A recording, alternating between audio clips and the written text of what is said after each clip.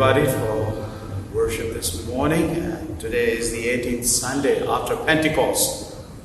And we thank God for this Sunday as the Lord has given opportunity to come to His living presence. May God bless you as you worship today. And today the theme reminds us, though we face temptation, it is God's will that we should be saved. Very true. There are a lot of trials, there are a lot of shortfalls with there. But Lord's desire is to save us. The Bible says, "Blessed is the man who endures trial. For when he has stood the test, he will receive the crown of life, which God has promised to those who love Him." So today is a very important theme as we worship the Lord. I hope and pray that you offer your prayer that the Lord will allow us to overcome temptations in our life. God brings temptations to test us. That's what we're going to see today from the scripture. And God brings temptation that we do not misuse our freedom to be tempted and make others to tempt. And third thing we're going to see from the scripture, because Jesus Himself warns that when you sin, don't lead others. It's very important. Paul saying you lead others to stumble. Jesus says don't lead others in your sin. So let's not go astray when temptation comes upon us. So God bless us in prayer, in our singing, in our praising God, that the Lord would enable us to resist and stand strong for all the trials that come upon us through temptation.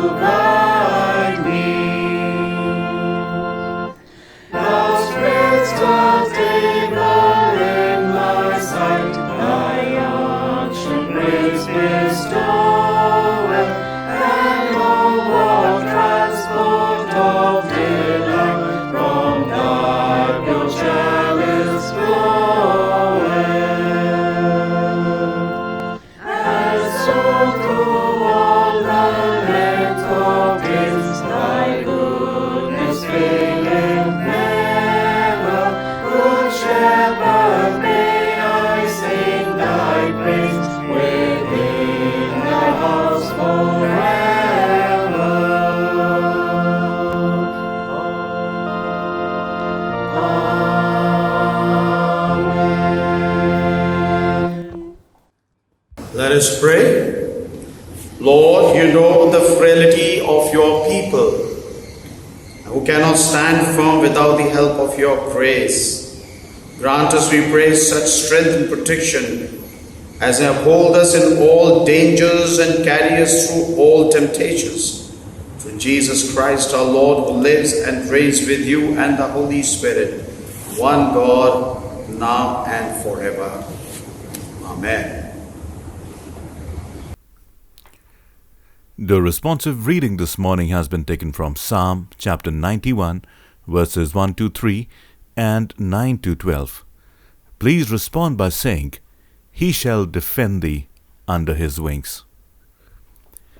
He who dwells in the shelter of the Most High will abide in the shadow of the Almighty.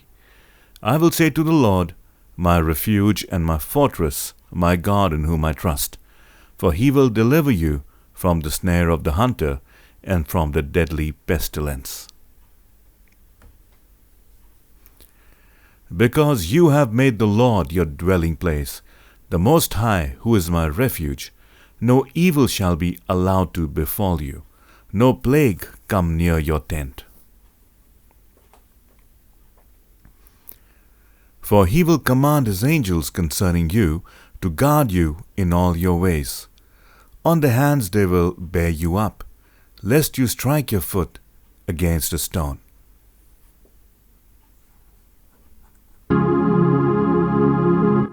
Glory be to the Father, and to the Son, and to the Holy Ghost, as it was in the beginning, is now, and ever shall be, world without end.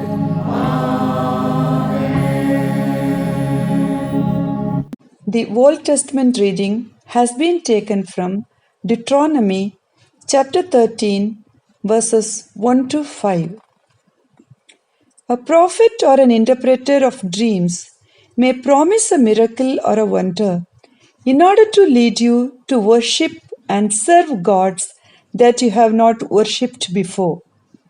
Even if what he promises comes true, do not pay any attention to him. The Lord, your God, is using him to test you, to see if you love the Lord with all your heart. Follow the Lord and honor him. Obey him and keep his commands. Worship him and be faithful to him. But put to death any interpreter of dreams or prophet that tells you to rebel against the Lord who rescued you from Egypt, where you were slaves. Such a man is evil and is trying to lead you away from the life that the Lord has commanded you to live. He must be put to death in order to rid yourselves of this evil. This is the word of God. The New Testament reading has been taken from the book of 1 Corinthians chapter 8. In your letter you asked me about food offered to idols. All of us know something about this subject, but knowledge makes us proud of ourselves, while love makes us helpful to others. In fact, people who think they know so much don't know anything at all, but God has no doubts about who loves him. Even though food is offered to idols, we know that none of the idols in this world are alive. After all, there is only one God. Many things in heaven and on earth are called gods and lords, but none of them really are gods or lords. We have only one God, and he is the Father. He created everything and we live for him. Jesus Christ is our only Lord. Everything was made by him, and by him life was given to us. Not everyone knows these things. In fact, many people have grown up with the belief that idols have life in them. So when they eat meat offered to idols, they are bothered by a weak conscience. But food doesn't bring us any closer to God. We are no worse off if we don't eat, and we are no better off if we do. Don't cause problems for someone with a weak conscience just because you have the right to eat anything.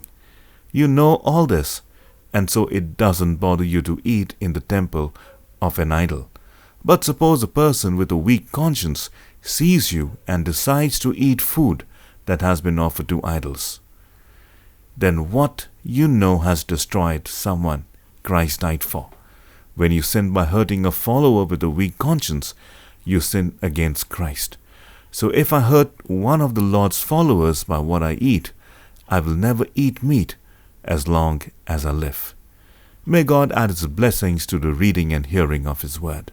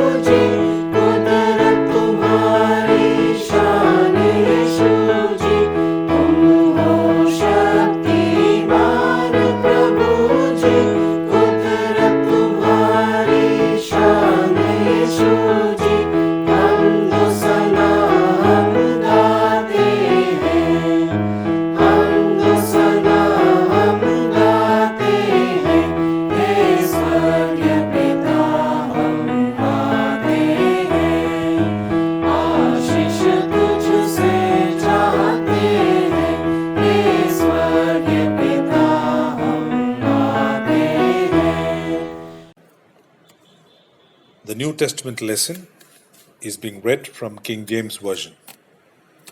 Matthew chapter 18, reading from verse 7 to 14. Woe unto the world because of offenses! For it must needs be that offenses come, but woe to that man by whom the offense cometh.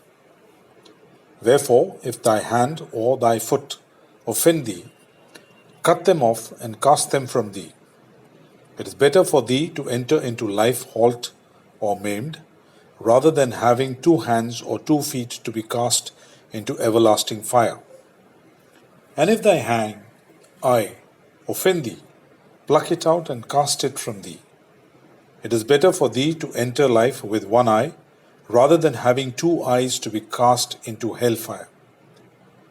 Take heed that ye despise not one of these little ones, for I say unto you, that in heaven their angels do always behold the face of my Father which is in heaven. For the Son of Man is come to save that which is lost. How think ye, if a man have 100 sheep, and one of them be gone astray, doth he not leave the 99, and goeth into the mountains, and seeketh that which is gone astray? And if so be that he find it, verily I say unto you, he rejoiceth more of that sheep than of the 99 which went not astray. Even so, it is not the will of your Father which is in heaven that one of these little ones should perish. Here endeth the reading of his holy word. In our intercession, let us join our prayer for the whole human family with the unceasing prayer of Christ the Lord.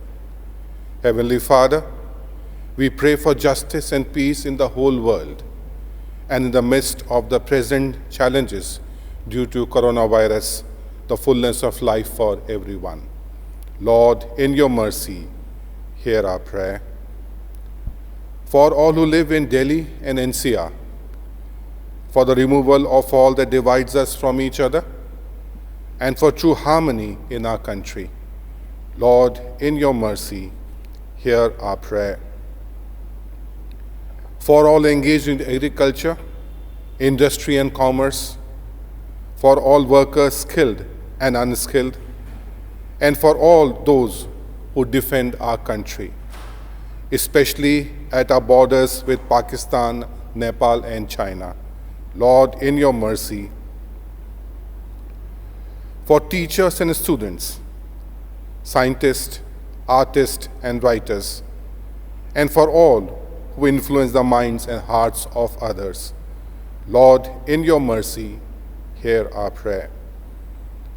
For those who are suffering, the poor and hungry, especially for the migrant laborers and their families, and those who are facing difficulties due to the recent floods. We especially pray for those affected by COVID-19 and those who are caring for them.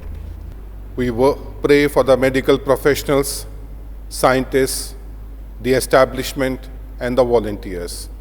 Lord, in your mercy, hear our prayer. For all to whom authority is entrusted in this and other countries, especially for our President, the Prime Minister, the Chief Justice of India, the Lieutenant Governor, and the Chief Minister of NCT of Delhi, and for all who have power over other people. Lord, in your mercy, hear our prayer. For the unity of all Christian people and for their witness and service in the world. Lord, in your mercy, hear our prayer. For your whole church in our country, for its councils and leaders, especially for P.C. Singh, our moderator, A. Dharmaraj Rasalam, moderator of the Church of South India, Joseph, Metropolitan of the Mar Thoma Church, for Varis Masih, our Bishop, for Timothy, Dennis and Jayakumar, our presbyters, and for all other ministers of your church, that they may be faithful in your ministry. Lord, in your mercy, hear our prayer. That with all your people who have faithfully served you in this life, we also may share in the eternal joy of your kingdom. Lord, in your mercy, hear our prayer. Let us say together, hasten, Heavenly Father, the coming of your kingdom, and grant these petitions, which we offer in the name of your Son, our Lord and Savior, Jesus Christ. Amen.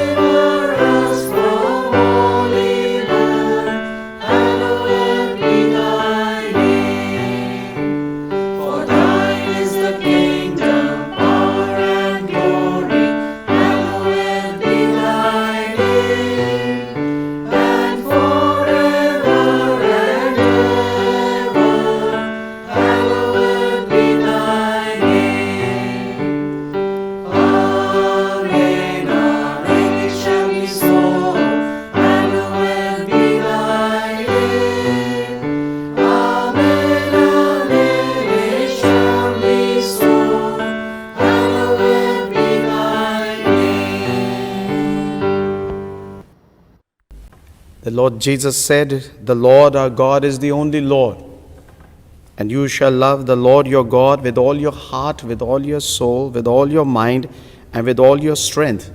This is the first commandment.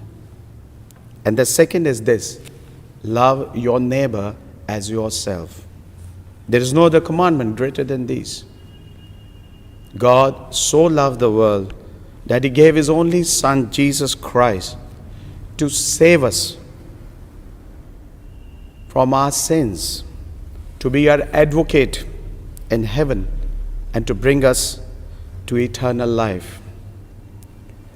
Let us therefore confess our sins in penitence and faith, firmly resolved by God's grace to keep his commandments and to live in love and peace with all people. Let's all say together the prayer of confession. Almighty God, our Heavenly Father, we have sinned against you and against one another in thought and word and deed, in the evil we have done and in the good we have not done, through ignorance, through weakness, through our own deliberate fault. We are truly sorry and repent of all our sins.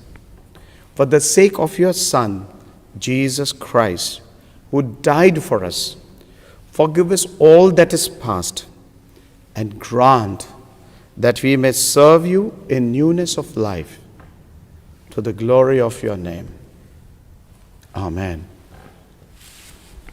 Almighty God, who forgive all who forgive one another and truly repent of their sins, have mercy on us, pardon and deliver us from all our sins, confirm and strengthen us in all goodness, and keep us in life eternal, through Jesus Christ our Lord. Amen. Thanks be to God. As this is the prayer confession, and as we pray together, the Bible tells us that we must be in peace with each other and with Lord Jesus Christ. And let us share the peace of the Lord with each other as we worship Him. We are the body of Christ. In the one Spirit we were all baptized into one body. Let us pursue all that makes for peace and builds up our common life. The peace of the Lord be always be with you.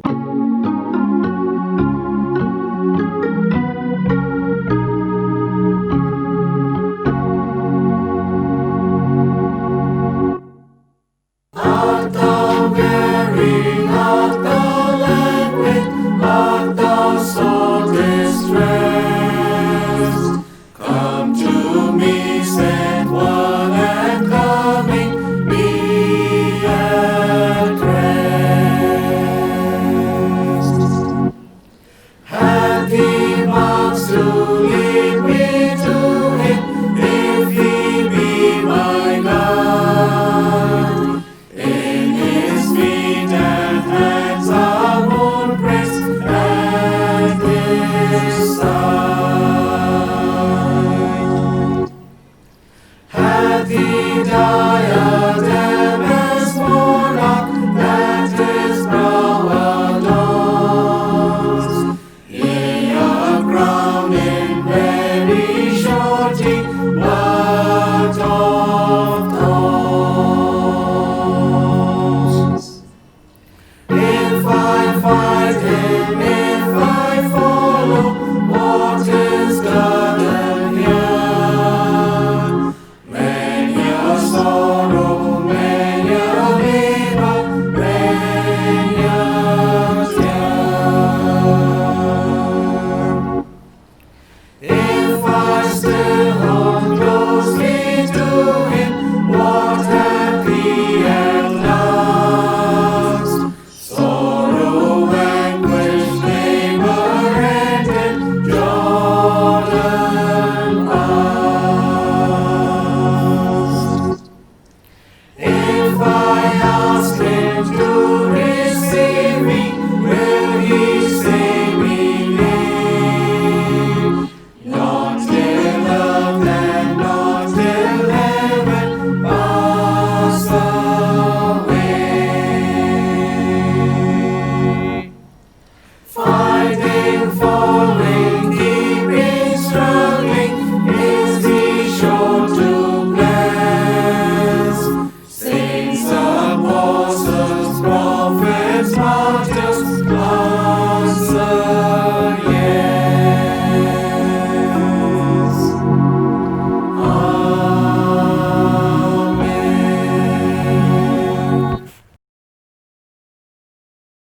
Let us pray. Lord, as we look to the Word, that we look to ourselves. Not our will, Lord Jesus. Let your will take place as we look upon to the Word. In Jesus' name we pray. Amen. You know, today the scripture is very pertinent and very relevant today to our lives. Who is the one who don't face temptations in our life? It's there, everyone. But how many are there that resist the temptations in their life? Today when we talk about temptation, we are not talking temptation in terms of power, in terms of many things around that Jesus faced, or in terms of authority or slavery. We're talking in terms of temptation where though we are tossed and pressurized, being forced to do temptation, but God says your salvation is there for you. Is there. That doesn't move away. The salvation doesn't go away from the plan of God when temptation is there. So God wants to remind us today that don't go astray. Don't go here and there over there. Just remain in the salvation plan of our Lord Jesus Christ.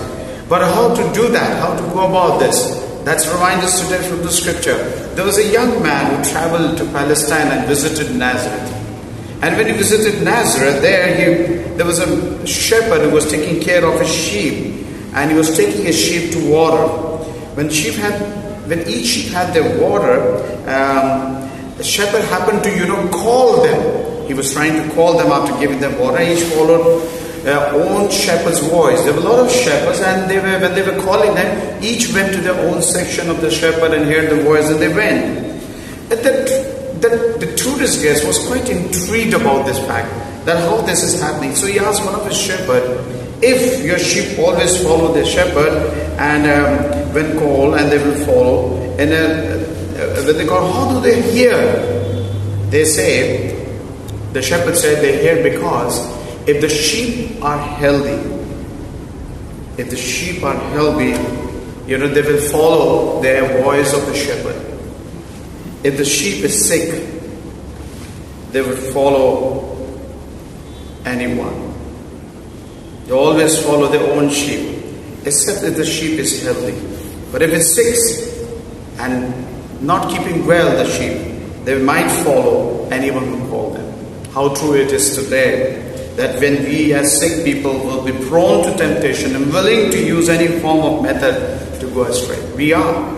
And how are we going to protect ourselves, God, against all these that entices our life? How are we going to protect ourselves? How are we going to guard us? Bible tells us the three kind today, three types of temptation, three ways that temptation usually come and help us to take away and obey from the word, God's word.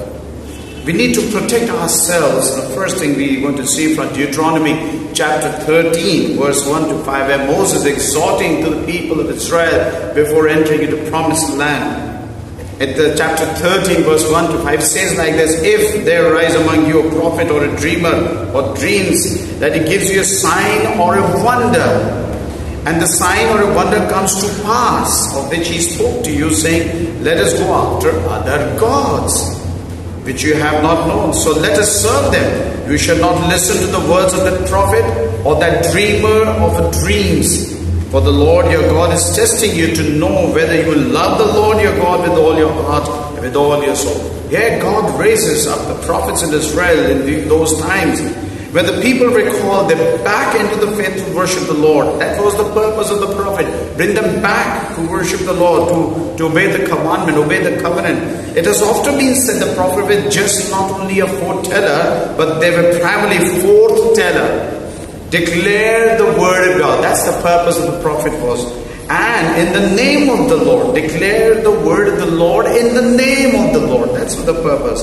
So the patriarch prophet spoke in the name of the Lord and gave the message of God for the God's glory. That's the first purpose. The second purpose was that God is prophesying to the prophets for the good of God's people, that they always remain God's people. But we observe the key phrases over here in Deuteronomy chapter 13, verse 2, verse 6 and verse 13. The verse 2, 6, 13, they talk about, let us go after other gods. You see, that's the emphasis given. Moses described a prophet who predicted an event and it occurs, it happens. That's what Moses said. These are the kind of people who will do that, which was the test of a true prophet. It happens when they say what God wants them to do, it happens. That's the test. But when the prophet invites people to join him in worshipping other gods, it is something like, why would a prophet deliver a true message and being followed by invitation to worship false gods? Why would he do that? Israel knew that God's law prohibit worshipping of the idols. But there was always unstable people blindly follow a successful religious leader without testing the decision of God's word. So Moses made it clear that the word of God was true no matter how many miracles and signs a prophet might perform.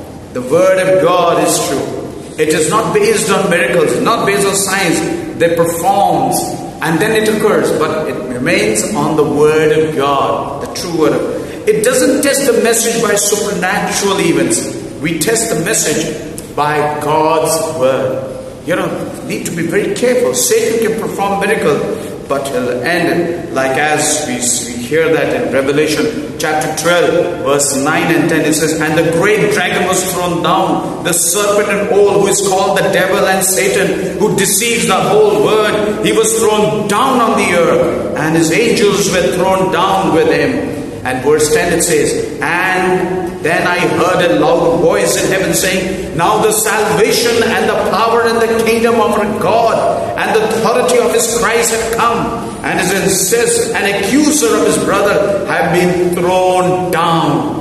He was accused them before our God day and night. And as not everybody who addresses Jesus as Lord will perform miracles. It's a genuine child of God, a servant God, who call me Lord, Lord, Lord, will not enter the kingdom of God. So what we learn, what Moses trying to tell to people of God and to us today, God seldom allow these things to happen in order to test us. You know, these false prophets came to test the people of God. God tests many times people of God during the way towards the promised land. It was intent to know how much they love, how much their heart was there with the Lord. His people see if they will obey his word. He wanted to know that. If it's the man having originally called of God, but he tempts people to disobey God's law, he ceased to be true servants of the Lord.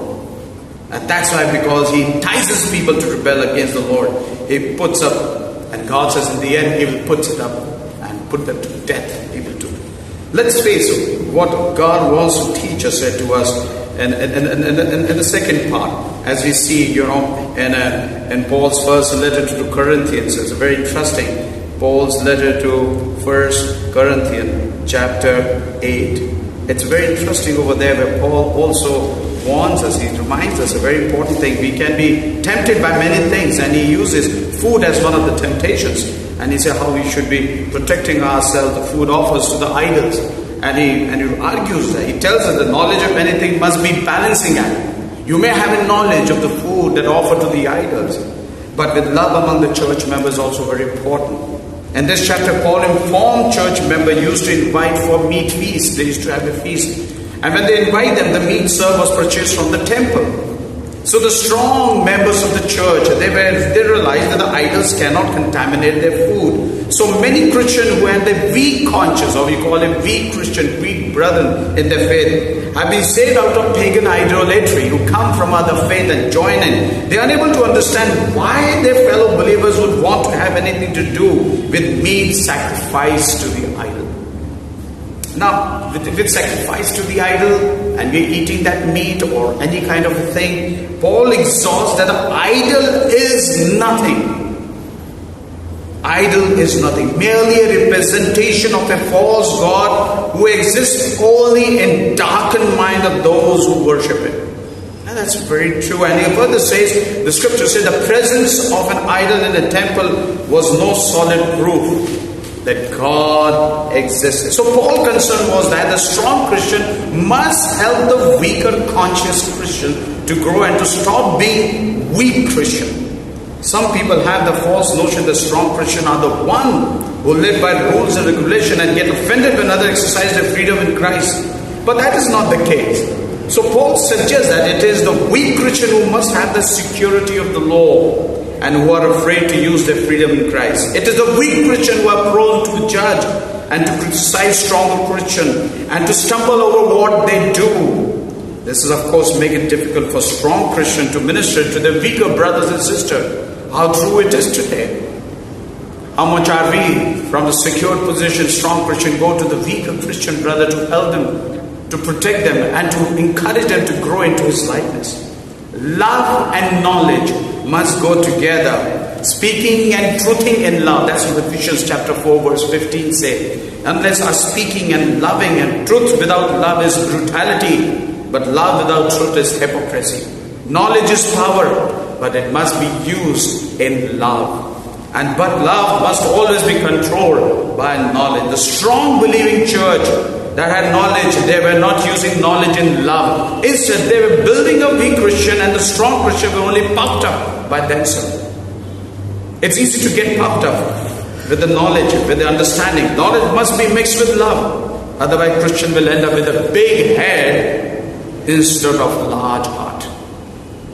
There's a famous preacher who says, some Christian grows, other just swell. So sad. So what Paul wants to teach us, what does it mean that what we should do today? It is not the food we eat which offer to the idol that matter. It is the help to those Christians who are of weak conscience, prone to fall into temptation. And we must help them How? We must help them to love them and give them the knowledge, give them the understanding of the Word of God, to make them strong, conscious Christian believers, not to get the strong Christian believer to be pumped up within themselves, that they know better than nobody knows anything. That's not the thing. Therefore, knowledge is not as big head, but instead with love, with an enlarged heart. That's what it is. So let's look what Jesus has to say in Matthew Gospel, chapter 18. It's very interesting over here that Jesus has sort of doesn't want to lose anybody when the temptation comes. The children with a different time getting along with each other, it's very difficult today. God's children don't go along together. And they just fight among themselves. They don't either accept each other. The differences, the shortfalls are always making scattered ourselves and divided ourselves from the church. But it's very important. Jesus brings them that he doesn't want to lose any one of them. There's somebody said in the poem like this: to live above with saints we love will certainly be glory. To live below with saints we know well, that's another story. So with that's what happened. There's so much of division and dissension among the professing Christian faith in these days. We desperately need to teach from Matthew chapter 18 verse 7 to 14, which is there in front of us, 7 to 14. Jesus rebukes his disciples. That's what the passage is all about. He rebukes the disciples who had a pride and desire to take the worldly greatness. And he taught them three essentials of unity and harmony among God's people. And that's very important. That the harmony is that they should be humbling themselves. They were waiting. Jesus said, I'm going to die, resurrected, and go to my Father. They're all looking for the place to be taken, which is left vacant by Jesus. Pride, worldly greatness, position, desire, enticing it to have it. But here, it's simply Lord is want to teach them the fact that Jesus sits with disciples and truth about his coming and suffering that is affecting them so much. The disciples were thinking about their own position. So Jesus was so absorbed with his disciple in the matter that they actually started arguing among themselves. So here, Jesus sees the selfishness and disunity of God's people, which has become a sort of a scandal of our Christian faith. That's what's been practiced by people around. Now this dissension has been practicing pattern now. What causes this problem? Pride, thinking more important than we really are. The pride that leads men to sin. It started from the beginning. Genesis chapter 3 verse 5 it started it.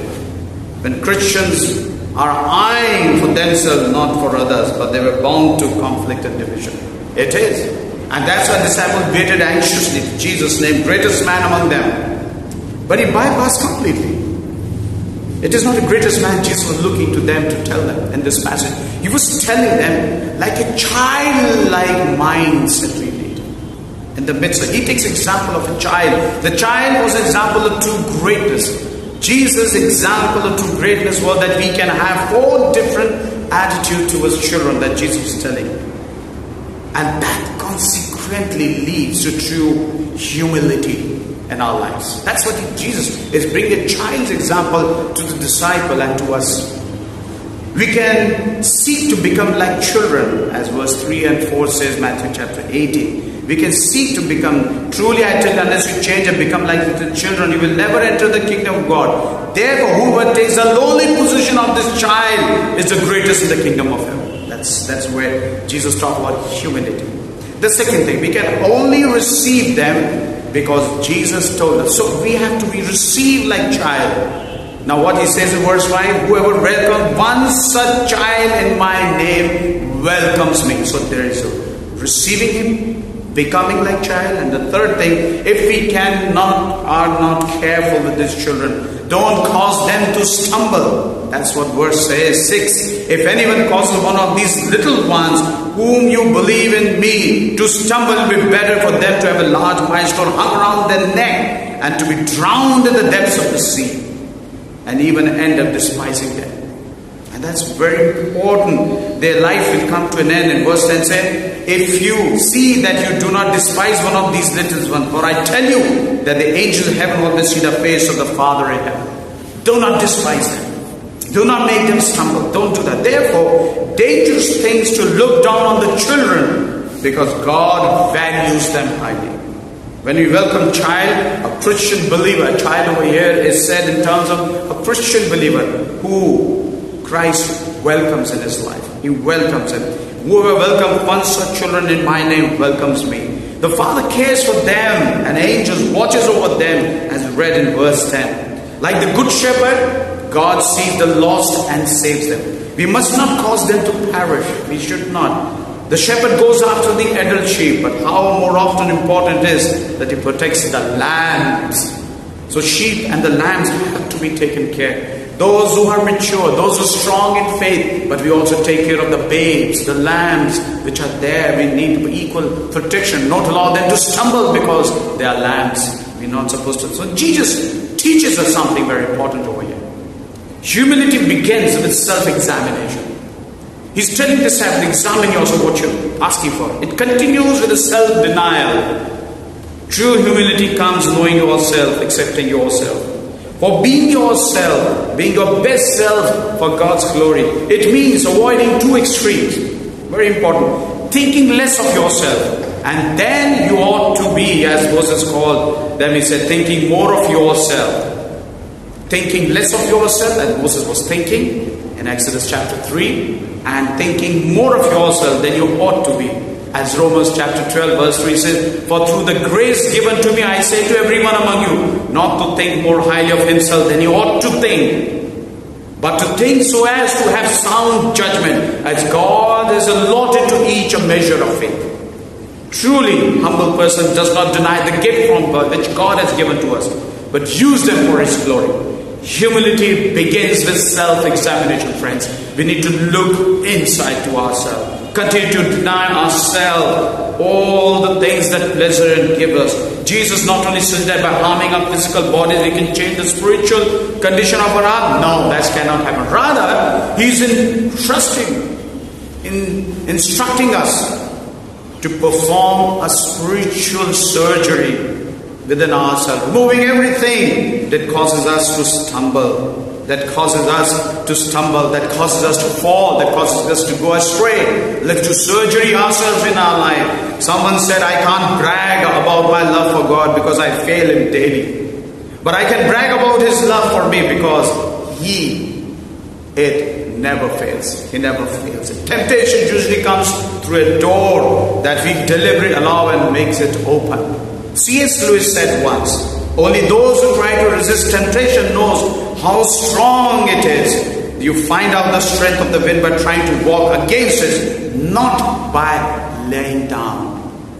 You don't do that. You don't compromise with the wind. Let's continue to remember and follow what Jesus said in His Lord's Prayer, as we have said it. Luke chapter 11 verse 4. Forgive us our sins, Lord, as you forgive everyone to sin against us, and lead us not into temptation. Let's pray. Lord, it is not our will, let your will take place. We have been tempted and tossed, and Lord, you bring this in our lives so that, Lord, we may stand strong.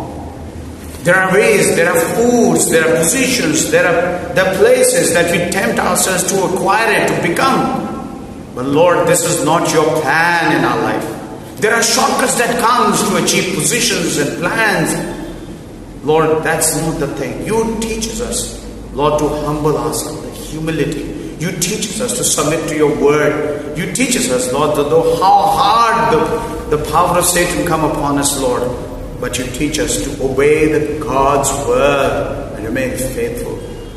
Not to get enticed by people who use our life and not make our life become useful for your glory. Bless these words and help us to stand strong. Remove the weak conscience in us and make us a strong conscience to the word of God as we believe in you, Lord Jesus. In Jesus' name we pray. Let us all affirm our faith and say together, we believe in one God, the Father, the Almighty, maker of heaven and earth. We believe in one Lord, Jesus Christ, the only Son of God, eternally begotten of the Father, God from God, light from light, true God from true God, begotten, not made, one in being with the Father. Through him all things were made, for us and for our salvation. He came down from heaven by the power of the Holy Spirit. He was born of the Virgin Mary and became man. For our sake he was crucified under Pontius Pilate. He suffered, died, and was buried. On the third day he rose again, in fulfillment of the Scriptures. He ascended into heaven, and is seated at the right hand of the Father. He will come again in glory, to judge the living and the dead, and his kingdom will have no end. We believe in the Holy Spirit, the Lord, the giver of life, who proceeds from the Father and the Son. With the Father and the Son he is worshipped and glorified. He has spoken through the prophets. We believe in one holy Catholic and Apostolic Church. We acknowledge one baptism of the forgiveness of sins. We look for the resurrection of the dead and the life of the world to come. Amen. Praise God from whom all blessings flow. Praise him, all creatures here below. Praise him above the heavenly host. Praise Father, Son, and Holy Ghost. Amen. The peace of God which passes all understanding, keep your hearts and minds in the knowledge and the love of God and of his Son, Jesus Christ our Lord. And the blessing of God Almighty, the Father, the Son, and the Holy Spirit be among us and remain with us always. Amen.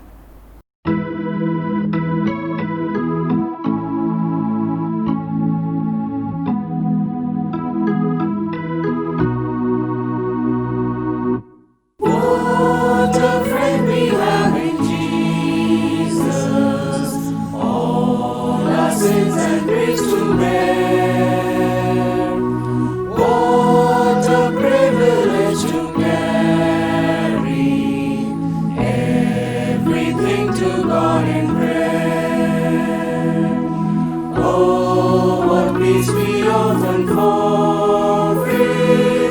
Oh, what needless pain we bear. All because we do not carry everything to God in prayer.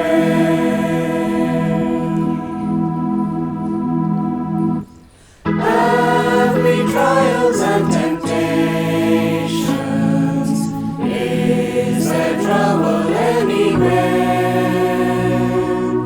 We should never be discouraged. Take it to the Lord in prayer. Can we find a friend so faithful, who will all our sorrows share? Jesus knows our every weakness.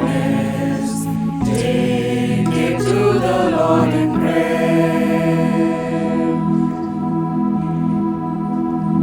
Are we weak and heavy laden? Come but with a load of care. Precious Savior, still our refuge. Take it to the Lord in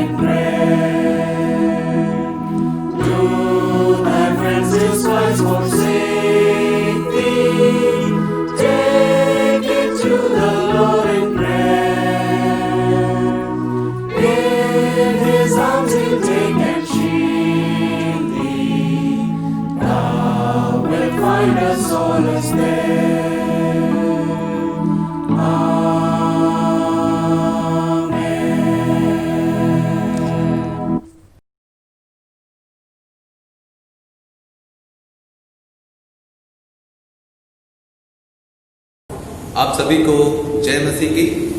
खुदावंद यीशु मसीह के मधुर नाम में आज की सुबह की आराधना में मैं आप सभी का स्वागत करता हूँ। और आज पवित्र आत्मा के अवतरण पर्व के पश्चात का 18वां रविवार है और आज की सुबह हमारे लिए मनन चिंतन करने का विषय है, यद्यपि हमें परीक्षा का सामना करना ही पड़ता है, लेकिन परमेश्वर की इच्छा है कि सब प्राणी बचाए जाएं।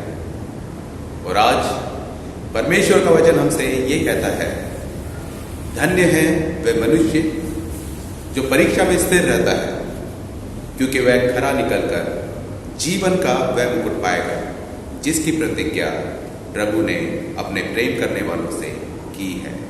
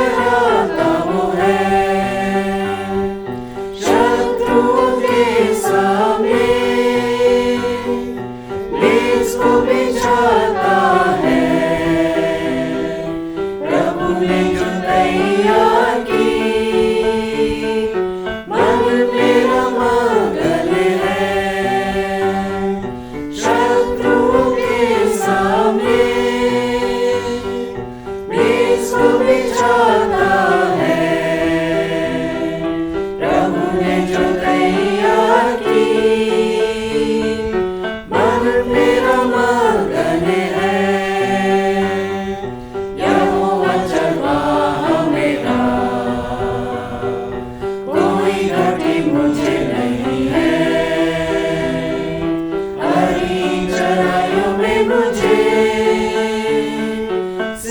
से चढ़ाता वो है।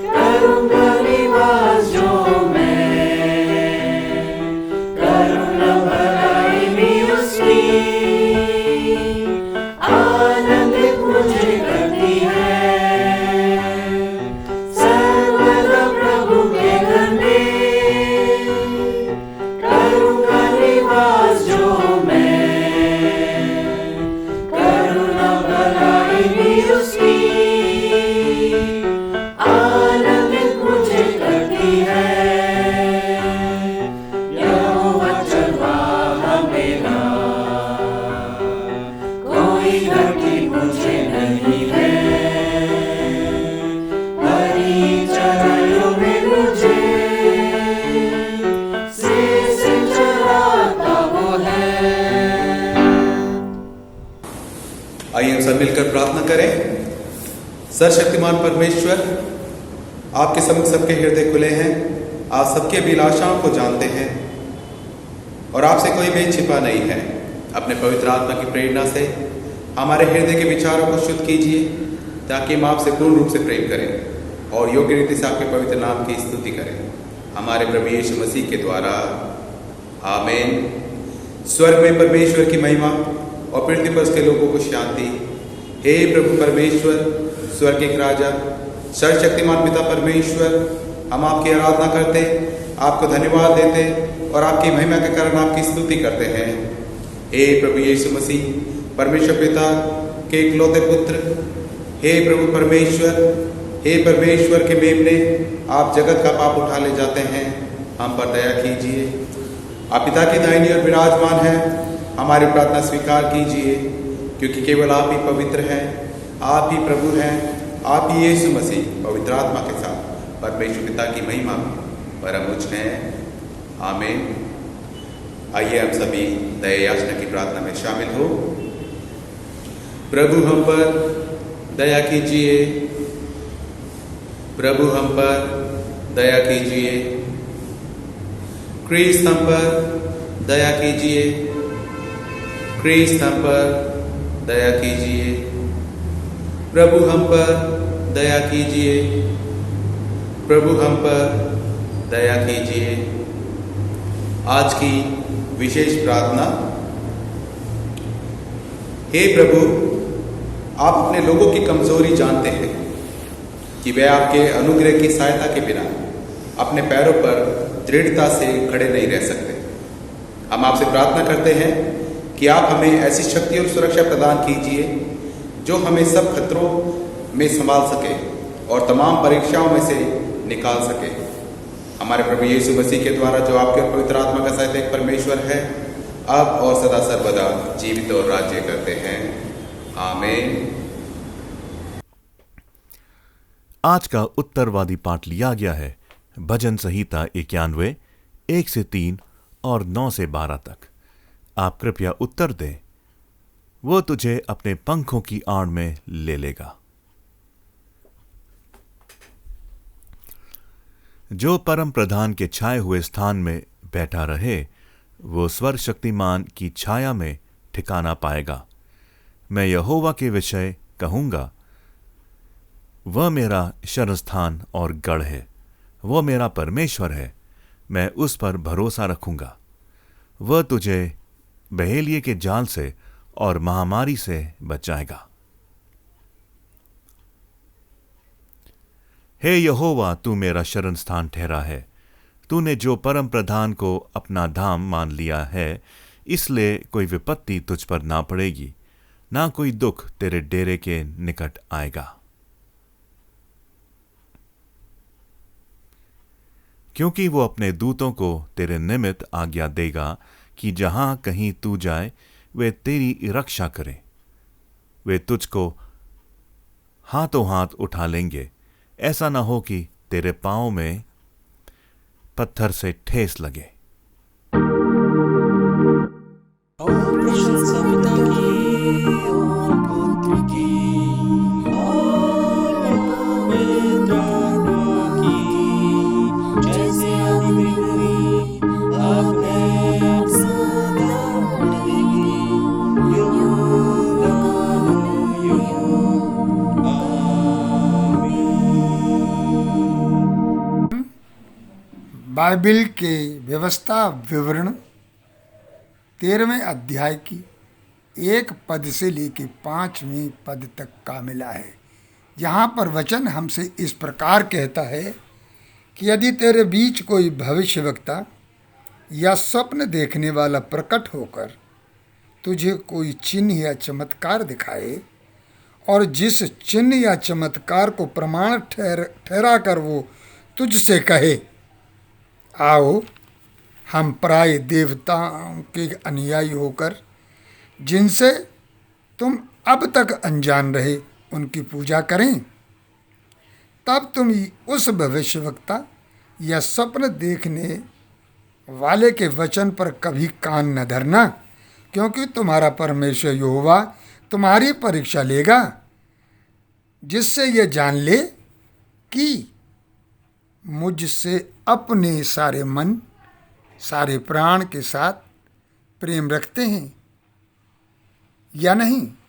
तुम अपने परमेश्वर यहोवा के पीछे चलना और उसका भय मानना और उसकी आज्ञाओं पर चलना और उसका वचन मानना और उसकी सेवा करना और उसी से लिपटे रहना। और ऐसा भविष्यवक्ता या स्वप्न देखने वाला जो तुमको तुम्हारे उस परमेश्वर यहोवा से फेर के, जिसने तुमको मिस्र देश से निकाला और दासत्व के घर से छुड़ाया है, तेरे उसी परमेश्वर यहोवा के मार्ग से बहकाने की बात कहलाने वाला ठहरेगा। इस कारण वो मार डाला जाए। इस रीति से तू अपने बीच में से ऐसी बुराई को दूर करेगा। खुदावंद अपने कलाम के पढ़े जाने और सुने जाने पर आशीष देवे। आमीन। आज के नए नियम का पाठ लिया गया है पहला कुरिन्थियों और उसके 8वें अध्याय से। अब मूर्तियों के सामने बलि की हुई वस्तुओं के विषय में हम जानते हैं कि हम सबको ज्ञान है। ज्ञान घमंड उत्पन्न करता है, परंतु प्रेम से उन्नति होती है। यदि कोई समझे कि मैं कुछ जानता हूं, तो जैसा जानना चाहिए वैसा अब तक नहीं जानता। परंतु यदि कोई परमेश्वर से प्रेम रखता है, तो परमेश्वर उसे पहचानता है। अतः मूर्तियों के सामने बलि की हुई वस्तुओं के खाने के विषय में हम जानते हैं कि मूर्ति जगत में कोई वस्तु नहीं और एक को छोड़ और कोई परमेश्वर नहीं। यद्यपि आकाश में और पृथ्वी पर बहुत से ईश्वर कहलाते हैं, जैसे कि बहुत से ईश्वर और बहुत से प्रभु हैं, तो भी हमारे लिए तो एक ही परमेश्वर है, अर्थात पिता, जिसकी ओर से सब वस्तुएं हैं और हम उसी के लिए हैं। और एक ही प्रभु है, अर्थात यीशु मसीह, जिसके द्वारा सब वस्तुएं हुई और हम भी उसी के द्वारा हैं। पर सबको ये ज्ञान नहीं, परंतु कुछ तो अब तक मूर्ति को कुछ समझने के कारण मूर्तियों के सामने बलि की हुई वस्तु को कुछ समझकर खाते हैं और उनका विवेक निर्बल होने के कारण अशुद्ध हो जाता है। भोजन हमें परमेश्वर के निकट नहीं पहुंचाता। यदि हम ना खाएं तो हमारी कुछ हानि नहीं, और यदि खाएं तो कुछ लाभ नहीं। परंतु सावधान, ऐसा ना हो कि तुम्हारी ये स्वतंत्रता कहीं निर्बलों के लिए ठोकर का कारण हो जाए। क्योंकि यदि कोई तुझ ज्ञानी को मूर्ति के मंदिर में भोजन करते देखे और वह निर्बल जन हो, तो क्या उसके विवेक को मूर्ति के सामने बली हुई वस्तु खाने का साहस ना हो जाएगा? इस रीति से तेरे ज्ञान के कारण वो निर्बल भाई, जिसके लिए मसीह मरा, नष्ट हो जाएगा। इस प्रकार भाइयों के विरुद्ध अपराध करने से और उनके निर्बल विवेक को चोट पहुंचाने से तुम मसीह के विरुद्ध अपराध करते हो। इस कारण यदि भोजन मेरे भाई को ठोकर खिलाए, तो मैं कभी किसी रीत में मांस ना खाऊंगा, और ना ही कि मैं अपने भाई के लिए ठोकर का कारण बनूं। परमेश्वर अपने वचन के पढ़े और सुनने जाने पर आशीष दे। पवित्र शास्त्र से पढ़ेंगे मत्ती 18 उसकी 7 से 14 आयत तक। ठोकरों के कारण संसार पर हाय। ठोकरों का लगना अवश्य है, पर हाय उस मनुष्य पर जिसके द्वारा ठोकर लगती है। यदि तेरा हाथ या तेरा पाँव तुझे ठोकर खिलाए तो काट कर फेंक दे। टुंडा या लंगड़ा होकर जीवन में प्रवेश करना तेरे लिए इससे भला है कि 2 हाथ या 2 पाँव रहते हुए तू अनंत आग में डाला जाए। और यदि तेरी आँख तुझे ठोकर खिलाए तो उसे निकाल कर फेंक दे।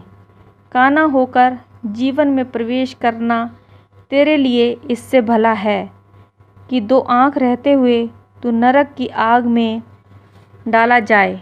देखो, तुम इन छोटों में से किसी को तुच्छ ना जानना, क्योंकि मैं तुमसे कहता हूँ कि स्वर्ग में उनके दूत मेरे स्वर्गीय पिता का मुँह सदा देखते हैं। तुम क्या समझते हो, यदि किसी मनुष्य की 100 भेड़ें हों और उनमें से एक भटक जाए, तो क्या 99 को छोड़कर और पहाड़ों पर जाकर उस भटकी हुई को ना ढूंढेगा? और यदि ऐसा हो कि उसे पाए, तो मैं तुमसे सच कहता हूँ कि वो उन 99 भेड़ों के लिए जो भटकी नहीं थीं इतना आनंद नहीं करेगा जितना कि इस भेड़ के लिए करेगा। ऐसा ही तुम्हारे पिता की जो स्वर्ग में है ये इच्छा नहीं कि इन छोटों में से एक भी नाश हो। परमेश्वर के कलाम को पढ़े जाने और सुने जाने पर आशीष हो। आमीन। आइए परहित निवेदन में जाएं और परमेश्वर से प्रार्थना करें। हम समस्त मानव जाति के लिए प्रार्थना करें और अपनी प्रार्थनाओं को प्रभु यीशु मसीह के निरंतर निवेदन के साथ अर्पित करें। हे पिता, हम प्रार्थना करते हैं कि समस्त संसार में न्याय और शांति स्थापित हो और प्रत्येक व्यक्ति भरपूर जीवन प्राप्त करे। हे दयावान प्रभु, उन सब लोगों के लिए जो इस गांव नगर में रहते हैं, उन सब बातों को दूर करने के लिए जिनसे आपसी फूट और झगड़े होते हैं, और हमारे देश में सच्ची एकता की बढ़ती के लिए, हे दयावान प्रभु, उन सब लोगों के लिए जो कृषि, उद्योग अथवा व्यापार में लगे हुए हैं, सब मज़दूरों और कारीगरों के लिए, और उन सब के लिए जो हमारे देश की रक्षा करते हैं, हे दयावान प्रभु, अध्यापकों और छात्रों, वैज्ञानिकों, लेखकों और कलाकारों, और उन सब व्यक्तियों के लिए जो अन्य लोगों के विचारों और भावनाओं को प्रभावित करते हैं, हे दयावान प्रभु, उन सब लोगों के लिए जो दुखी हैं, बेरोज़गार हैं, भूखे प्यासे हैं, दरिद्र और दलित हैं, बीमार और मरणासन हैं, और उन सब व्यक्तियों के लिए जो ऐसे लोगों की सेवा और सहायता करते हैं, हे दयावान प्रभु, हमारे तथा अन्य देशों के सब शासकों के लिए, विशेषकर हमारे राष्ट्रपति, प्रधानमंत्री, इस राज्य के राज्यपाल और मुख्यमंत्री, और उनके लिए भी जो लोगों पर किसी प्रकार का अधिकार रखते हैं, हे दयावान प्रभु, संपूर्ण मसीही समाज की एकता और मेल मिलाप के लिए और समस्त संसार में उनकी गवाही और सेवा कार्य के लिए, हे दयावान प्रभु, भारत में आपकी समस्त कलीसिया के लिए, उसके परिषदों तथा अगुए, विशेषकर हमारे प्रमुख धर्माचार्य पीसी सिंह, दक्षिण भारत की कलीसिया के प्रमुख धर्माचार्य श्री धर्माराज और मार्थोमा कलीसिया के मेट्रोपॉलिटन श्री जोसेफ, हमारे धर्माचार्य वारिस मसीह, हमारे पुरोहित टिमोथी शॉ, पादरी जय कुमार, और हमारे ले रीडर आशीष अनुराग, और आपकी कलीसिया के सब अन्य धर्म सेवकों के लिए कि वे सच्चाई और लगन से आपकी सेवा करें। हे दयावान प्रभु, यह वर दे कि आपके उन सब भक्तों के साथ जिन्होंने अपने जीवन में सच्चाई से आपकी सेवा की है, हम भी आपके राज्य के शाश्वत आनंद में संभागी हो सकें। हे दयावान प्रभु, आइए एक साथ बोलें, हे स्वर्गिक पिता, अपने राज्य को शीघ्र प्रकट कीजिए और हमारी इन प्रार्थनाओं को सुनिए। हम आपके पुत्र, अपने प्रभु और उद्धारकर्ता यीशु मसीह के नाम से यह मांगते हैं। आमीन।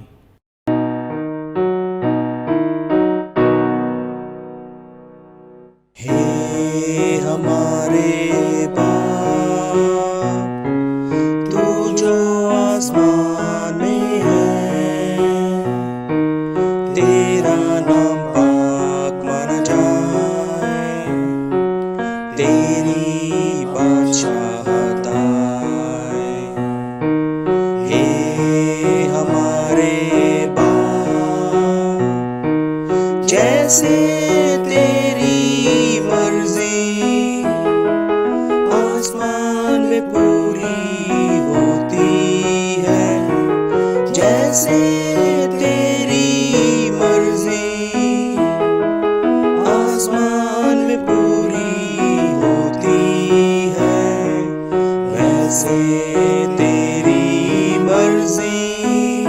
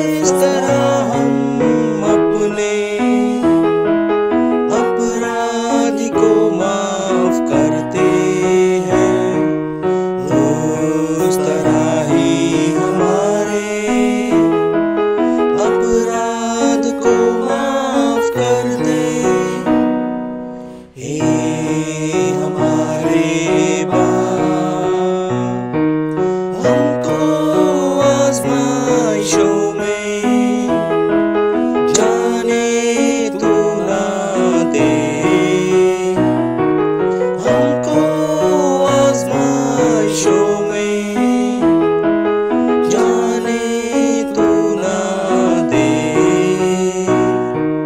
बल्कि बुराई से बचा, अपनी राह पर चला। हे हमारे बाप, क्योंकि आसमानी बादशाह और कुव्वत कुदरत, क्योंकि आसमानी बादशाह और कुव्वत कुदरत, ज़र और ज़मीं का जलाल है, हमेशा हो तेरा तेरा। आमीन आमीन आमीन, आमीन आमीन आमीन, आमीन आमीन आमीन, आमीन। पाप अंगीकार। प्रिय भाइयों और बहनों, हमारे प्रभु यीशु मसीह ये कहते हैं, हमारा प्रभु परमेश्वर ही एकमात्र प्रभु है। तू प्रभु अपने परमेश्वर को अपने संपूर्ण हृदय, संपूर्ण प्राण, संपूर्ण बुद्धि और संपूर्ण शक्ति से प्रेम कर। ये पहली आज्ञा है। दूसरी ये है, अपने पड़ोसी को अपने समान प्रेम कर। इनसे बड़ी और कोई आज्ञा नहीं है। परमेश्वर ने संसार से ऐसा प्रेम किया कि उसने अपना इकलौता पुत्र यीशु मसीह दे दिया कि वे हमें पापों से बचाए, स्वर्ग में हमारे लिए निवेदन करे और हमें शाश्वत जीवन में पहुंचाए। इसीलिए हम पश्चाताप और विश्वास के साथ अपने पापों को स्वीकार करें। हम परमेश्वर की कृपा से उसकी आज्ञाओं का पालन करने का और सब लोगों के साथ मेल मिलाप और प्रेम से रहने का पक्का संकल्प करें। आइए प्रार्थना करें। हे सर्वशक्तिमान परमेश्वर, हमारे स्वर्गिक पिता, हमने मन, वचन और कर्म से आपके विरुद्ध और एक दूसरे के विरुद्ध पाप किया है। हमने अपनी अज्ञानता और दुर्बलता के कारण और जानबूझकर भी बुराई की है और भलाई करने में असफल रहे हैं। इन सब पापों के लिए हम सचमुच दुखी हैं और अंतःकरण से पश्चाताप करते हैं। आपके पुत्र यीशु मसीह ने हमारे लिए अपने प्राण दिए। उन्हीं के कारण हमने जो पाप किए हैं उनको क्षमा कीजिए और यह वर दीजिए कि भविष्य में हम नया जीवन पाकर सदा आपकी सेवा करें, ताकि आपके पवित्र नाम की महिमा हो। आमीन। सर्वशक्तिमान परमेश्वर उन सबको क्षमा करता है जो एक दूसरे को क्षमा करते और सच्चा पश्चाताप करते हैं। वे आप सब पर दया करे, आप सबके पापों को क्षमा करे और उनसे आपको छुटकारा दे, सब भले कामों में आपको स्थिर और सबल करे और शाश्वत जीवन में बनाए रखे, हमारे प्रभु यीशु मसीह के द्वारा। आमीन। परमेश्वर का धन्यवाद हो। आइए हम शांति अभिवादन के लिए हम लोग जाएंगे। हम सब मिलकर मसीह की देह हैं और हम सब ने एक ही आत्मा के द्वारा एक ही देह में बपतिस्मा लिया है। हम ऐसे कार्य में संलग्न रहें जिनसे शांति मिलती और एक दूसरे का निर्माण होता है। प्रभु की शांति सदा आपके साथ रहे और आपके साथ भी रहे और सबल करे और शाश्वत जीवन में बनाए रखे, हमारे प्रभु यीशु मसीह के द्वारा। आमीन। परमेश्वर का धन्यवाद हो। आइए हम शांति अभिवादन के लिए हम लोग जाएंगे। हम सब मिलकर मसीह की देह हैं और हम सब ने एक ही आत्मा के द्वारा एक ही देह में बपतिस्मा लिया है। हम ऐसे कार्य में संलग्न रहें जिनसे शांति मिलती और एक दूसरे का निर्माण होता है। प्रभु की शांति सदा आपके साथ रहे और आपके साथ भी रहे।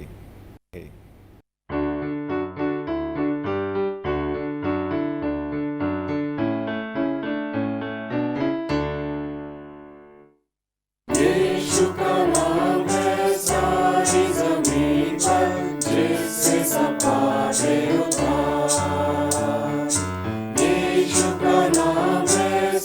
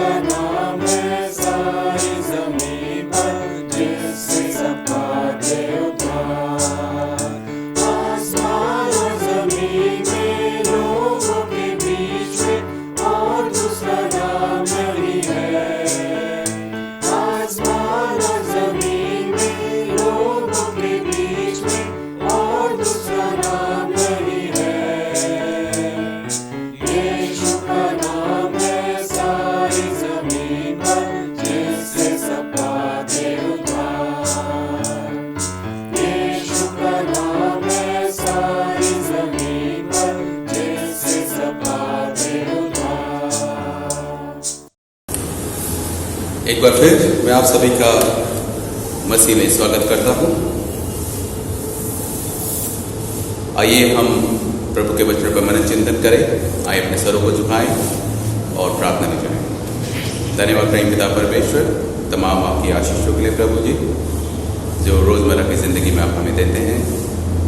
बीते दिनों में आपने हमें संभाला है, इसके लिए हम आपको धन्यवाद देते हैं प्रभु जी। और आज जब पिता परमेश्वर आपके वचन पर मनन चिंतन करने जाते हैं तो प्रभु जी हमारा ध्यान प्रभु जी तेरे वचनों की ओर लगा रहे प्रभु जी, ताकि प्रभु तेरे वचनों से हम जो भी कुछ सीखें उसको अपने हृदय में ग्रहण कर सके और हमारी बुद्धि को खोलिए पिता परमेश्वर, ताकि तेरे वचनों को हम अच्छे से समझ सकें और प्रभु जी अपने जीवन को तेरे वचनों के द्वारा व्यतीत कर सकें। इस प्रार्थना को मैं उद्धार करता हूँ यीशु मसीह के नाम से मांगते हैं, आमीन। मसीह में प्यारे भाइयों और बहनों, जैसा कि आज पवित्र आत्मा के अवतरण पर्व के पश्चात का 18वां रविवार है और आज हमने वचनों में से पढ़ा है, जिसमें हम लोग देखते हैं कि आज का सुसमाचार पाठ हमें बताता है कि हमारे जीवन परिवर्तन के लिए, और इसमें बताया गया है कि खोई हुई भीड़ के दृष्टांत के विषय में। यहाँ पर हम लोग देखते हैं कि आज हमारे लिए मन चिंतन करने का विषय है, यद्यपि हमें परीक्षा का सामना करना ही पड़ता है, लेकिन परमेश्वर की इच्छा है कि सब प्राणी बचाए जाए, क्योंकि परमेश्वर हम सभी से प्यार करता है और वह नहीं चाहता कि कोई भी नष्ट किया जाए। इसलिए परमेश्वर ने अपने इकलौते पुत्र प्रभु यीशु को इस संसार में भेजा ताकि भटके हुए को ढूंढे और उन्हें नष्ट होने से बचाए।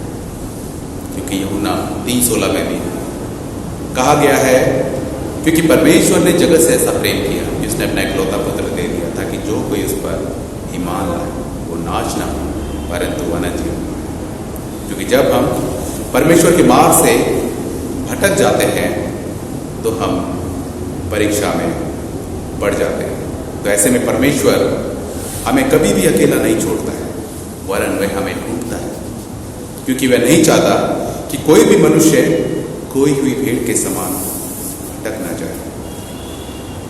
जैसा कि आज हम लोगों ने व्यवस्था विवरण की पुस्तक में भी देखते हैं, जिसमें यह व्यवस्था विवरण का 13वां अध्याय उसके 1 से 5 में, जिसमें यहाँ पर झूठे भविष्यद्वक्ताओं के विषय में यहाँ बताया गया है, जो हमें चमत्कार या चिन्ह दिखाकर अन्य देवताओं की पूजा करने के लिए कहते हैं या हमें दूसरी दिशा की ओर मोड़ने के लिए कहते हैं, जो हमारे जीवन के लिए ठीक नहीं है। परंतु ऐसे ही भविष्यद्वक्ताओं की बातों पर कान ना लगाने की ओर परमेश्वर हमसे कहता है। ऐसे में परमेश्वर हमसे परीक्षा लेता है, हमारी परीक्षा लेता है कि परमेश्वर से हम लोग कितना प्रेम करते हैं। क्या हम लोग परमेश्वर से सारे मन से, अपने सारे प्राण से प्रेम करते हैं या नहीं करते। क्योंकि परमेश्वर के पीछे चलना, उसका भय मानना, उसकी आज्ञा का पालन करना और उसकी सेवा करना आदि, ये हमारे जीवन का मुख्य हिस्सा होना चाहिए। क्योंकि परमेश्वर झूठे और यहोवा के मार्ग से बहकाने वाले भविष्यद्वक्ताओं को या व्यक्तियों को परमेश्वर दंड देगा। इसलिए परमेश्वर ऐसी बुराइयों से दूर रहने के लिए हमसे कहता है, क्योंकि परमेश्वर हमें तमाम प्रकार की परीक्षाओं से सामना करने के लिए हमें सामर्थ्य व शक्ति प्रदान करता है ताकि हम वह हमारे जीवन बचाए जाए। परंतु यदि हम अपनी रोजमर्रा की जिंदगियों में देखें तो हमें रोज कई प्रकार की परीक्षाओं का सामना करना पड़ता है और हम में से अधिकतर लोग अपनी इन परीक्षाओं के समय में फेल हो जाते हैं या विफल हो जाते हैं, जिसमें हम देखते हैं कि हम अपने जीवन में देखें तो हम देखते हैं कि हम लोग अपने जीवन के अंदर झूठ बोलते हैं, दूसरों से फरेब करते हैं, दूसरों को धोखा देते हैं और हम सत्य को छोड़कर बुराई के मार्ग पर चल पड़ते हैं और दूसरों को भी हम कई बार हम बुरे मार्ग की ओर चलने के लिए प्रेरित करते हैं। क्योंकि अधिकतर दुनिया में लोगों के जीवन अंधकार में पाए जाते हैं और जो परमेश्वर के मार्ग से भटक जाते हैं वे परमेश्वर से दूर हो जाते हैं। इसलिए मत्ती रचित सुसमाचार का 7वां अध्याय उसके 13 से 14 पद में भी यहाँ पे लिखा है क्योंकि सरल मार्ग वह है जो हमें विनाश को पहुंचाता है, परंतु कठिन मार्ग वह है जो हमें जीवन को पहुंचाता है। और बहुत थोड़े हैं जो उसे पाते हैं, क्योंकि हम लोग जानते हैं कि हम लोग अधिकतर अपने आप को जो है कि जो हमें ईजी तरीके से आसान तरीके से हमें प्राप्त हो जाए, हम लोग उसकी ओर हम लोग भागते हैं। और कई बार हम लोग जब इस तरीके की चीज़ों में हम लोग पढ़ते हैं तो हम लोग कई बार गुनाह कर बैठते हैं। तो इसलिए परमेश्वर का वचन हमें जो है कि इन चीज़ों से बचाने के लिए जो है कि इन चीज़ों से बचने के लिए कहता है। और ऐसे लोगों के विषय में परमेश्वर यहाँ पर कहता है कि किसी भी भाई को या किसी भी व्यक्ति को ठोकर खाने के लिए प्रेरित करना या पाप या गलत काम करने के लिए प्रोत्साहित करना या फिर परमेश्वर पर विश्वास करने वालों में से किसी एक के लिए भी यदि कोई ठोकर का कारण बनता है तो वह परमेश्वर की दृष्टि में पाप करता है।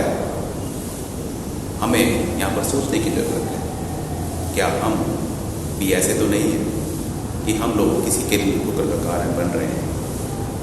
क्योंकि इसलिए वचन भी हमें बताता है कि संसार में रहते हुए हमारा परीक्षा में पढ़ना अवश्य है और हम ठोकर भी खा सकते हैं। इसलिए वचन हमें चेतावनी देता है कि हम अपने जीवन में कोई भी ऐसा काम ना करें जिसके कारण हमारा कोई भी भाई या बहन ठोकर खाए या पाप में पड़ जाए। क्योंकि जब हम किसी को जानबूझकर बुराई की ओर ले जाते हैं या फिर उसके प्रति बुरी सोच या बुरा विचार रखते हैं या फिर अपने स्वार्थ के लिए किसी को परीक्षा में डालते हैं या फिर अपनी किसी पुरानी बात का बदला लेने के लिए हम उसे गुनाह की ओर धकेलते हैं, तो ये तमाम चीजें ईश्वर की दृष्टि में ठोकर का कारण है। हम ईश्वर की दृष्टि में ठोकर का कारण ठहरते हैं। और कोई भी किसी व्यक्ति को बुराई की ओर धकेलता है या फिर बार बार उसे ठोकर खाने के लिए मजबूर करता है, तो ऐसे लोगों के लिए ये उचित होगा कि वह समुद्र में यानी कि नर्क में डाल दिया जाए।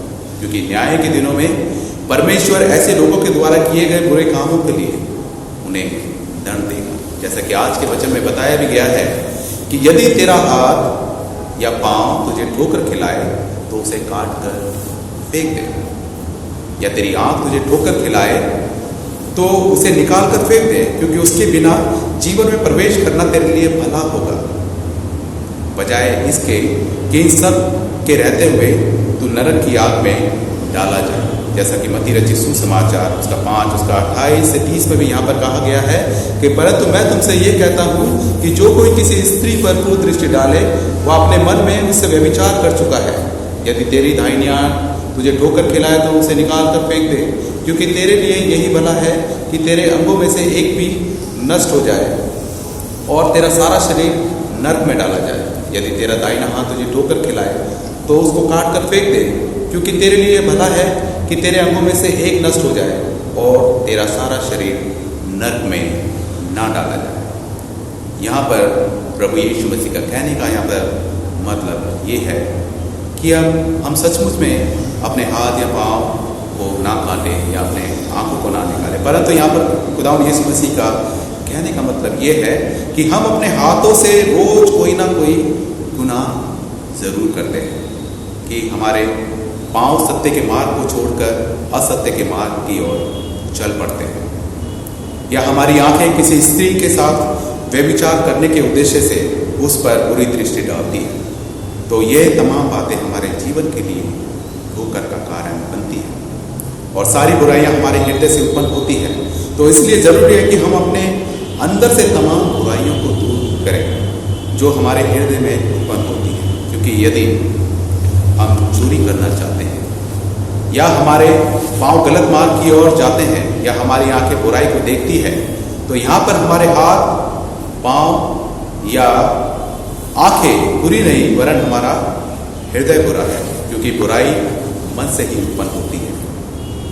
क्योंकि वचन में भी लिखा है जो चीज इंसान के अंदर जाती है वह उसे बुरा नहीं बनाती है, वरन जो बातें उसके अंदर से निकलती है वही उसे बुरा बनाती है, क्योंकि ये सारी बातें हमारे हृदय से निकलती हैं। तो इसलिए हमें चाहिए कि हम अपने हृदय से बुरी बातों को, बुरी सोच को बुरे विचारों को और तमाम बुरी इच्छाओं को दूर करने का हर संभव प्रयास करें।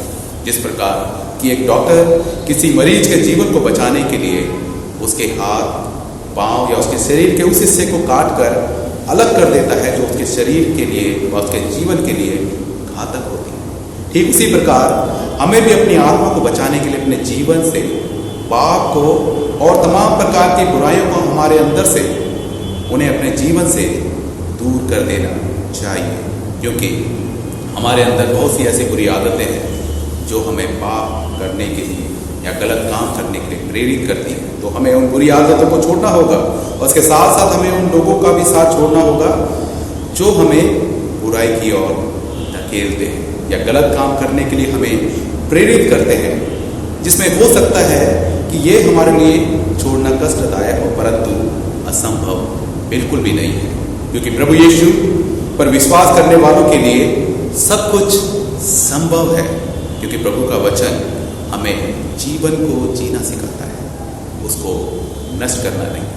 तो आज का वचन में हमें एक उदाहरण स्वरूप हमें एक पापी मनुष्य के बुरे कार्यों को हाथ, पाँव और आंखों के रूप में देख सकते हैं कि हम लोग इन्हीं चीज़ों से हम लोग कई बार हम लोग बुरे कार्य करते हैं, और ये सारी चीज़ें हमारे मन से शुरू होकर हमारे हाथ, पाँव और आंखों के द्वारा ये बुरे कार्य हो सकते हैं जो परमेश्वर से हमें दूर कर देती है।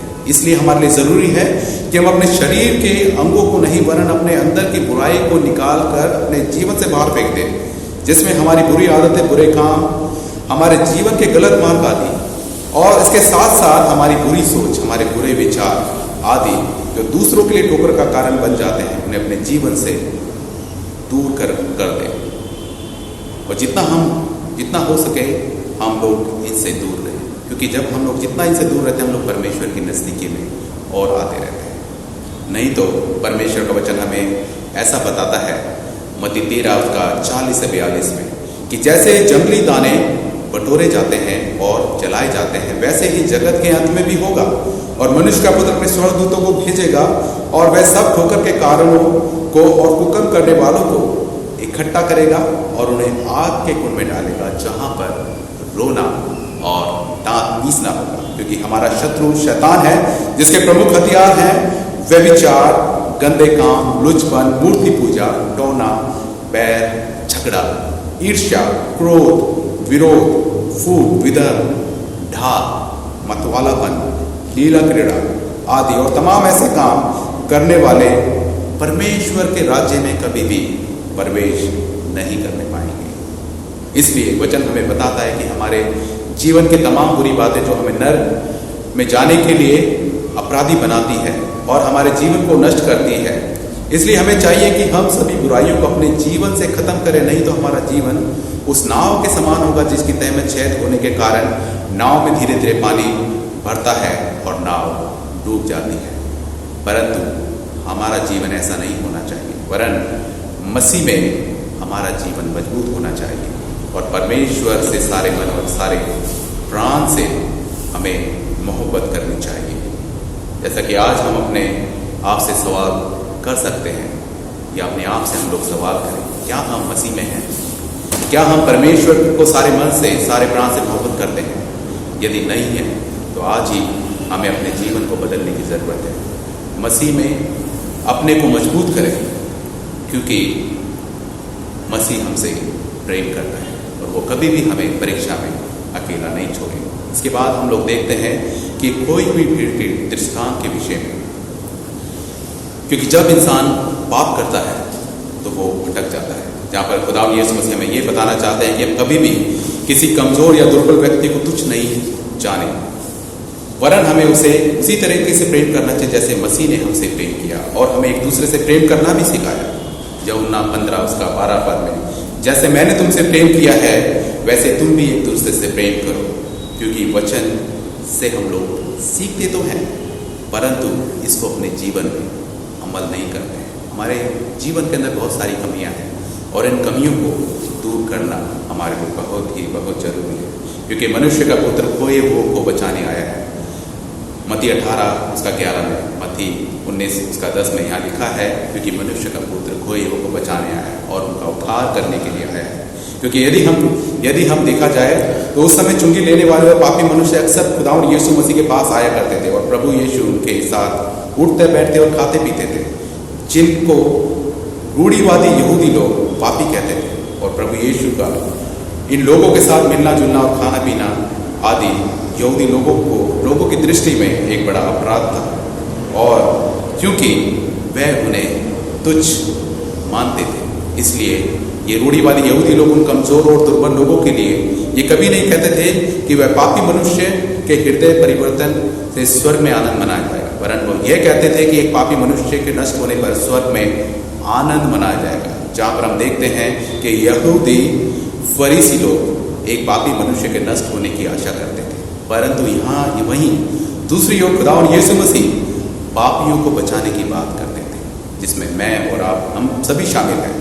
इसलिए खुदावंद यीशु मसीह ने अपने चेलों को कोई भी भीड़ के दृष्टांत के विषय में बताया और उस चरवाहे के आनंद के विषय में बताया कि एक मनुष्य के पास 100 भेड़ें थी और उसमें से एक के भटक जाने पर उसने 99 को छोड़कर पहाड़ पर जाकर उस भेड़ को तब तक ढूंढा जब तक वह मिल ना गई, और जब वह उसे मिल गई तो उसने 99 भेड़ों के लिए जो भटकी हुई नहीं थी इतना आनंद नहीं किया जितना आनंद इस भटकी हुई भीड़ के लिए किया जो उसे मिल चुकी थी। इसलिए प्रभु भी हमें ढूंढता है, हमें खोजता है। इसलिए खुदावंद यीशु मसीह कहते हैं कि इसी रीति से एक मन फिराने वाले पापी मनुष्य के लिए स्वर्ग में उतना ही आनंद मनाया जाएगा जितना कि 99 धर्मियों के विषय में नहीं होगा, क्योंकि इन्हें मन फिराने की ज़रूरत नहीं है। क्योंकि भले चंगों को वैद्य की आवश्यकता नहीं परंतु बीमारों को होती है, और बीमार वे लोग हैं जो कमज़ोर हैं व भटके हुए हैं। क्योंकि यहाँ पर कोई भी वे लोग हैं जो समाज के लोगों द्वारा बहिष्कृत कर दिए जाते हैं, और प्रभु ऐसे ही लोगों को ढूंढता है। जब वो मिल जाते हैं तो ऐसे भटके हुए लोगों के लिए स्वर्ग में आनंद मनाया जाता है, क्योंकि जो खो गया था वो मिल गया है। क्योंकि हर एक मसीही विश्वासी परमेश्वर के लिए बहुमूल्य है। मैं और आप भी परमेश्वर के लिए बहुमूल्य है। इसलिए वचन में कहा गया है कि मनुष्य का पुत्र खोए को बचाने आया है। यदि हम लोग लूका रचित सुसमाचार के 15वें अध्याय के 7वां पद पढ़े तो यहाँ पर लिखा है कि मैं तुमसे कहता हूँ कि इसी रीति से एक मन फिराने वाले पापी के विषय में भी स्वर्ग में इतना ही आनंद होगा जितना कि 99 ऐसे धर्मियों के विषय में नहीं होता जिन्हें मन फिराने की आवश्यकता नहीं है। इसलिए आज भी प्रभु परमेश्वर प्रत्येक मसीह की देखभाल करते हैं, विशेषकर उन लोगों की जो कमज़ोर हैं और जो अपने मार्ग से भटक हैं। इसलिए प्रभु यीशु आज अपने वचनों के माध्यम से ये कहना चाहते हैं कि हम भी ऐसे ही अपने मसीह भाई बहनों की देखभाल करें जो सत्य के मार्ग से भटक गए हैं, और हमें उन्हें सही मार्ग पर लाने का हर संभव प्रयास करना चाहिए। और उसके साथ साथ हमें ये भी ध्यान रखना चाहिए कि हम किसी के लिए ठोकर का कारण बिल्कुल भी ना बने। इसलिए कुरिन्थियों उसका 8:12 से 13 यहाँ पर कहता है, इस प्रकार भाइयों के विरुद्ध अपराध करने से और उनके निर्बल विवेक को चोट पहुंचाने से तुम मसीह के विरुद्ध अपराध करते हो। इस कारण यदि भोजन मेरे भाई को ठोकर खिलाए तो मैं किसी भी रीति से मांस न खाऊंगा, और ना हो कि मैं अपने भाई के लिए ठोकर का कारण बनूं। इसलिए आज परमेश्वर हमसे अपने वचनों के द्वारा, अपने पवित्र आत्मा की सामर्थ के द्वारा हमसे कहता है कि हम अपने पापों से पश्चाताप करें और मन फिराएं और प्रभु के गले में फिर से मिल जाए। क्योंकि परमेश्वर की ये इच्छा नहीं है कि छोटे से छोटा कोई भी नष्ट किया जाए, वरन वह तो सबको आनंद जीवन देना चाहता है। तो इसलिए आइए आज हम अपने अंदर की बुराई को त्याग कर, उसको मार कर परमेश्वर की ओर फिरें। क्योंकि परमेश्वर की ओर जब लोग फिरते हैं तो स्वर्ग में बहुत आनंद मनाया जाता है। खुदा बहुत आशीष दे। आमीन। हम एक परमेश्वर सर्वशक्तिमान पिता पर विश्वास करते हैं। वह स्वर्ग और पृथ्वी का और समस्त दृश्य एवं अदृश्य वस्तुओं का करता है। हम एक प्रभु यीशु मसीह क्रिस्त पर विश्वास करते हैं।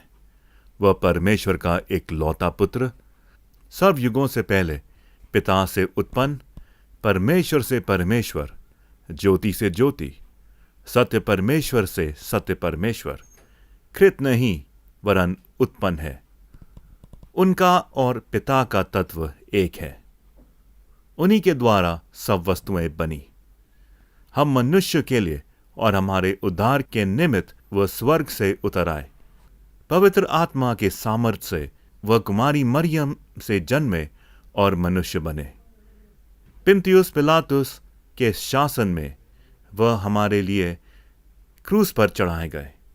उन्होंने दुख भोगा, वह मरे और गाड़े गए। पवित्र शास्त्र के कथन के अनुसार वे तीसरे दिन जी उठे। वह स्वर्ग पर चढ़ गए और पिता की दाहिनी ओर विराजमान हुए। वह जीवित और मृतकों का न्याय करने के लिए महिमा के साथ फिर आएंगे और उनके राज्य का कभी अंत न होगा। हम पवित्र आत्मा पर विश्वास करते हैं। वह प्रभु और जीवन दाता है। वह पिता और पुत्र से निकलता है। पिता और पुत्र के साथ उसकी आराधना और स्तुति की जाती है। वह नबियों के द्वारा बोला। हम एक पवित्र, सर्वलौकिक और प्रेरितीय कलीसिया पर विश्वास करते हैं। हम पापों की क्षमा के लिए एक बपतिस्मे को मानते हैं। हम मृतकों के पुनरुत्थान की और आने वाले युग के जीवन की प्रतीक्षा करते हैं। आमीन। सब लोगों के मालिको, सब आत्मियों से सलाहो। आओ आसमान की फौज शरीफ, बेटेरों की हो तारीफ।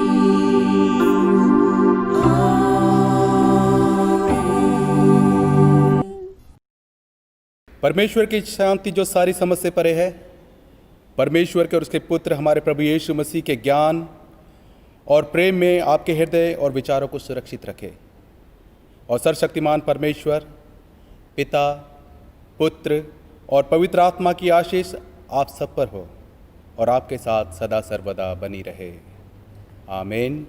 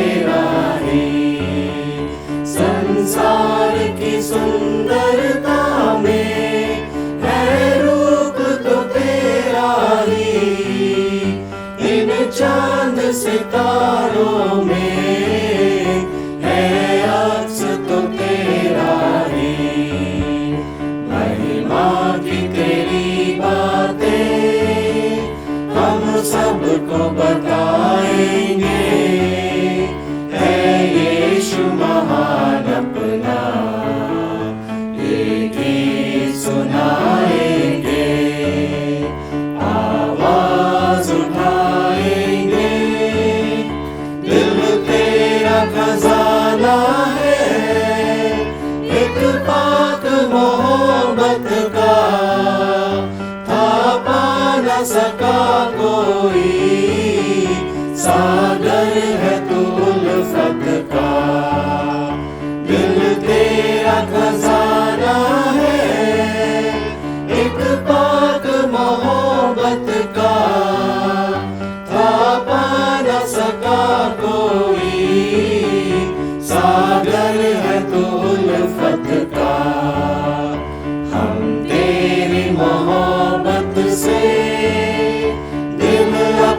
सजाएंगे, है यीशु महान अपना, ये गीत सुनाएंगे, आवाज उठाएंगे, ना देख सका हमको तू पाप के सागर में, और बन के मनुष्य आया आकाश से सागर में, ना देख सका हमको तू पाप के सागर में, और बन के मनुष्य आया आकाश से सागर में, मुक्ति का तू दाता